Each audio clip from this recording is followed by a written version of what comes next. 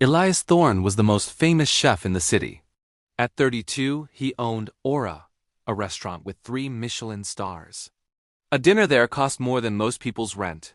Elias was a genius in the kitchen, but a tyrant to his staff. He believed fear made people work harder. In the back of his kitchen worked Rosa, a 55-year-old prep cook. Her job was to chop vegetables. She was slow, but her cuts were perfect, and she always hummed while she worked. She loved feeding people. One busy Friday night, a famous food critic was dining at Aura. Elias was stressed. He tasted a soup Rosa had prepared for the staff meal. He spit it out on the floor. "Who made this garbage?" Elias shouted. Rosa stepped forward trembling. "I did, chef. It is just a simple vegetable soup for the dishwashers."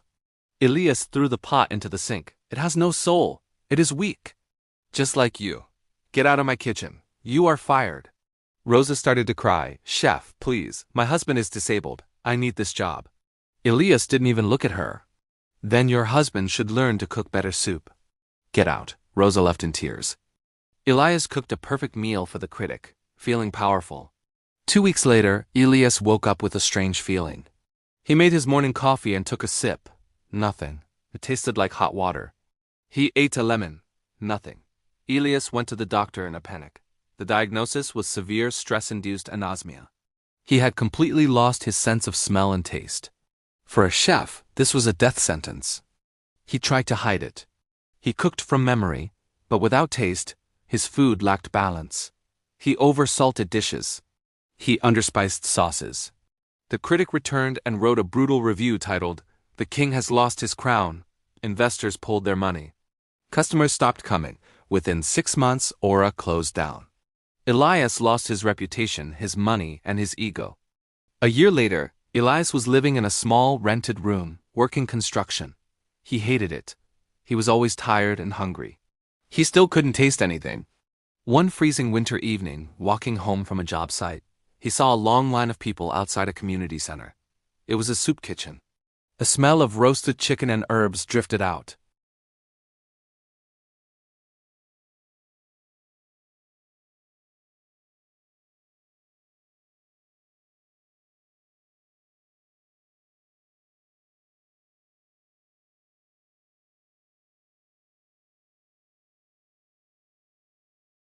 "Chef Elias?"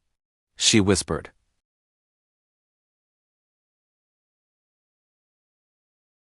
Holding out a plastic bowl for free food from the woman he had cruelly fired. "I'm sorry," he mumbled, turning to leave. "Wait," Rosa said firmly. "You are hungry. Eat." She made him sit down. He ate the stew. It was simple chicken and vegetables, but as he ate, tears rolled down his cheeks. He could taste it. It was faint, but it was there. It tasted like warmth. It tasted like care. It was the best meal of his life. After everyone had eaten, Elias went to the kitchen. "Rosa," he said, "I don't know how to apologize for what I did to you. You were right. My food had no soul because I had no soul." Rosa looked at him. She saw the change in his eyes.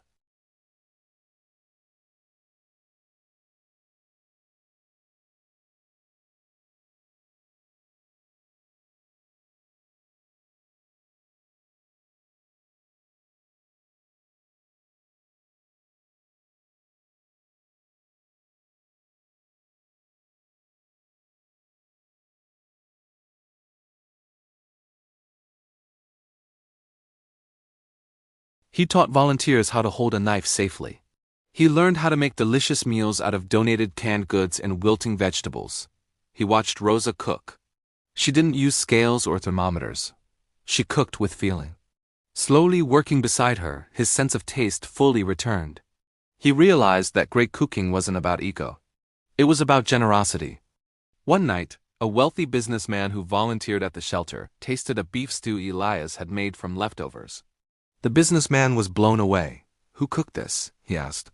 Rosa pointed to Elias, who was scrubbing a large pot. The businessman recognized him. "You're Elias Thorne. What are you doing here?" "Learning how to cook," Elias said, smiling at Rosa. The businessman offered to invest in a new restaurant for Elias on one condition. Elias had to be the head chef. Elias agreed, but he had his own condition. A month later, the hearth opened. It wasn't a fancy place with tiny portions. It served simple, hearty, incredible food at affordable prices. There was no yelling in the kitchen. On opening night, Elias stood in the dining room in his chef whites. He introduced his business partner and co-head chef to the packed room. Rosa walked out, wearing a chef's jacket with her name on it. The crowd cheered. Her husband was in the front row, smiling. Elias never got his third Michelin star back, and he didn't care. He had learned that the most important ingredient in any kitchen wasn't truffles or caviar. It was kindness. And that was a recipe Rosa had taught him for free. Thanks for watching.